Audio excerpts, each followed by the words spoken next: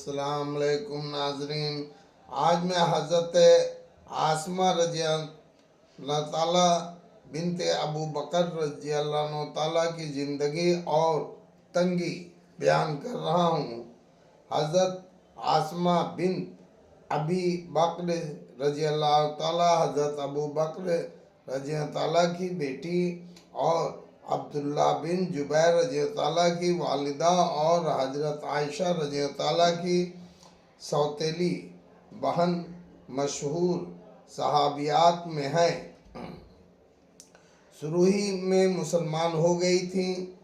कहते हैं कि 17 आदमियों के बाद ये मुसलमान हुई थी। हिजरत के 27 साल पहले पैदा हुई और जब हुजूर अक़दस सल्लल्लाहु अलैहि वसल्लम और हज़रत अबू बकर रज़ी अल्लाह ताला हिजरत के बाद मदीना तैयबा पहुँच गए तो हज़रत जैद रज़ी अल्लाह ताला वगैरह को भेजा कि इन दोनों हजरात के अहलो व अयाल को ले आए। उनके साथ ही हज़रत आसमा रज़ी अल्लाह ताला भी चली आईं। जब कुबा में वो पहुंची तो हज़रत अब्दुल्ला बिन जुबैर रज़ी अल्लाह ताला पैदा हुए और हिजरत के बाद सबसे पहली पैदाइश उनकी ही हुई। उस जमाने के आम गुर्बत, तंगदस्ती, फ़क्र व फाका मशहूर व मारूफ है और उसके साथ ही उस जमाने की हिम्मत, जफाकशी, बहादुरी, जुर्अत जरबुल मिस्ल है। बुखारी में हज़रत आसमा रज़ी अल्लाह ताला का तर्ज जिंदगी खुद की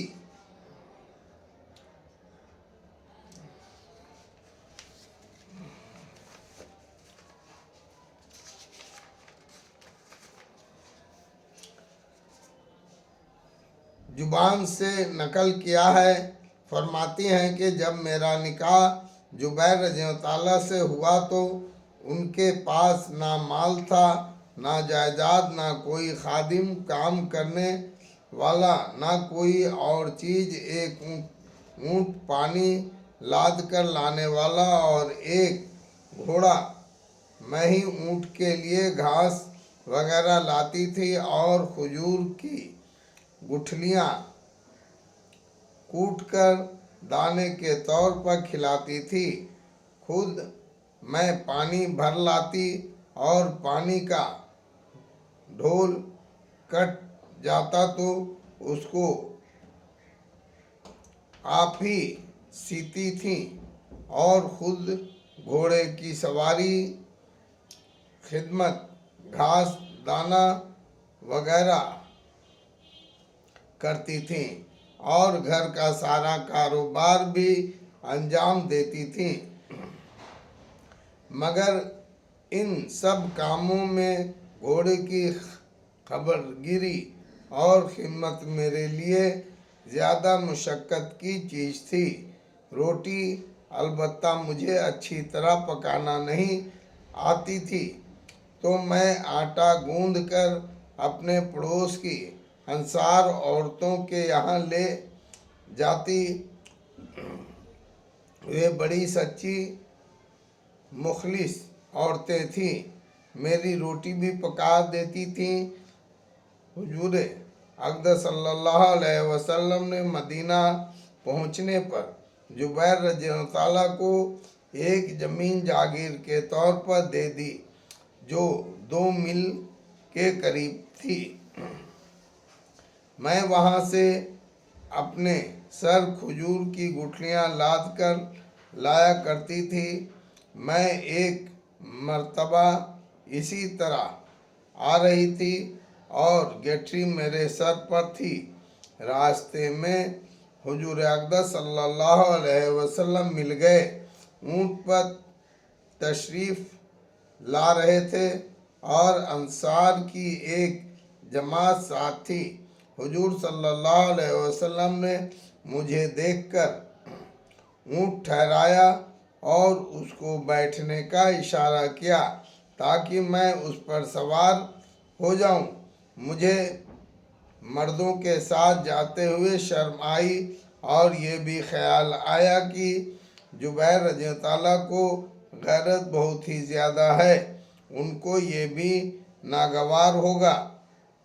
حضور اقدس صلی اللہ علیہ وسلم میرے انداز سے سمجھ گئے کہ مجھے اس پر بیٹھتے ہوئے شرم آتی ہے۔ حضور تشریف لے گئے۔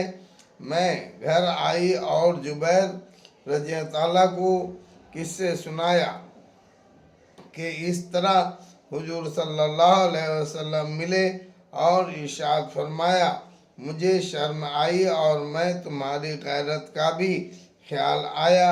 جبیر رضی اللہ عنہ نے کہا کہ خدا کی قسم، تمہاری گٹھلیاں سر پر رکھ کر لانا میرے لیے اس سے بھی زیادہ گراں ہے، مگر مجبوری یہ تھی کہ یہ حضرات خود تو زیادہ تر جہاد میں اور دن کے دوسرے امور میں مشغول رہتے تھے، اس لیے گھر کے کاروبار عام طور پر عورتوں ہی کو کرنا پڑتا تھا۔ اس کے بعد میرے باپ حضرت ابو بکر رضی اللہ عنہ نے ایک خادم جو حضور صلی اللہ علیہ وسلم نے ان کو دیا تھا میرے پاس بھیج دیا، جس کی وجہ سے گھوڑے کی خدمت سے مجھے خلاصی ملی، گویا بڑی قید سے میں آزاد ہو گئی۔ فائدہ: عرب کا دستور پہلے بھی تھا اور اب بھی ہے، کھجور کی گٹھلیاں کوٹ کر یا چکی میں دل کر پانی میں بھگو کر جانوروں کو دانے کے طور پر کھلاتے ہیں۔ اللہ اکبر۔